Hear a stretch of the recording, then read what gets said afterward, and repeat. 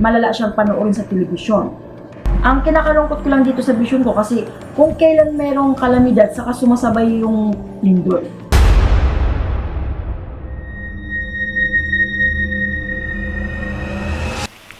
Hello po mga ka-PTV, sa video na ito ay tatalakayin natin ang pagkasawi ng napakadaming buhay dahil sa isang kaguluhan sa nalalapit na eleksyon.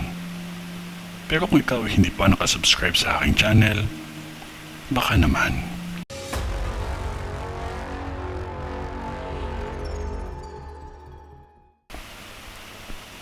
Isang palengke na naman ang masusunog ulit sa lugar na ito, pati ang ospital.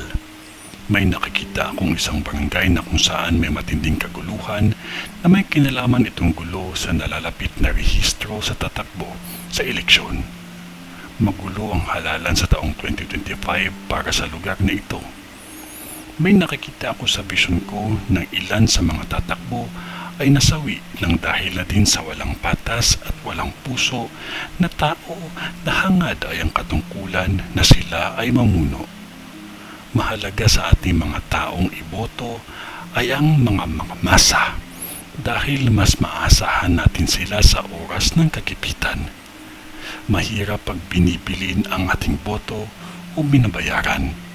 Isa lamang ang ibig sabihin nun, ang taong yan ang hangad lamang ay kapangyarihan.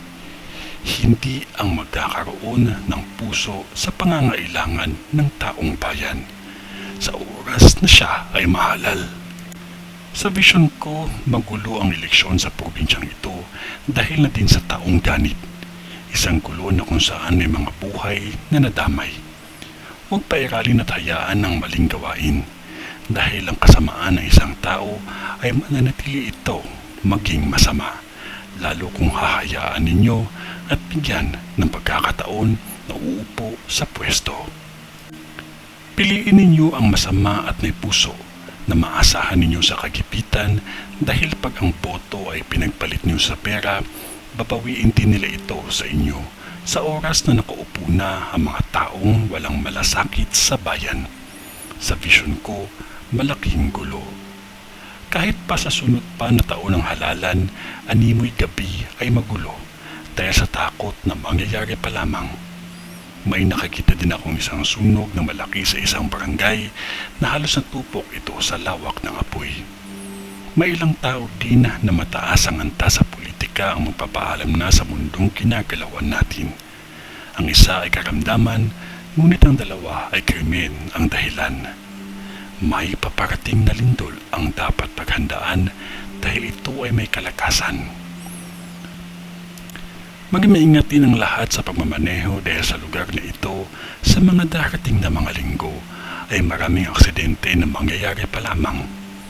Mga residente dito sa vision ko, krimen, aksidente at sunog ang madalas na mangyayari sa mga darating na mga linggo. May nakikita din akong ipo-ipo na malakas na mangyayari pa lamang. Kung ang pamumuno ng kandidato sa inyo ay maayos at mabuti, panatilihin ninyo sila na mamuno sa inyo. Huwag masilaw o ipagpalit sa pera ang boto at pangalan ninyo dahil hindi maging mabuti ang kahihinatnan nito.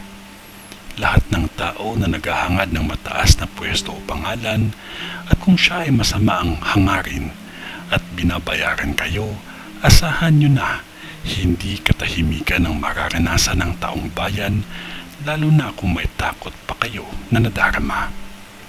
Itong lahat ay nakikita ko sa vision ko at ipinaparating ko lang din sa inyo. Maging maingat sa pagmamaneho upang hindi maulit ang aksidente. Manalangin po lamang tayo palagi para sa katahimikan ng bawat isa sa atin. Huwag makalimot ang magdasal. Ito ay ang vision ni Madam sa Pangasinan. Sa ngalan ng Diyos Ama, ng Diyos Anak, at ng Diyos Espiritu Santo. Amen.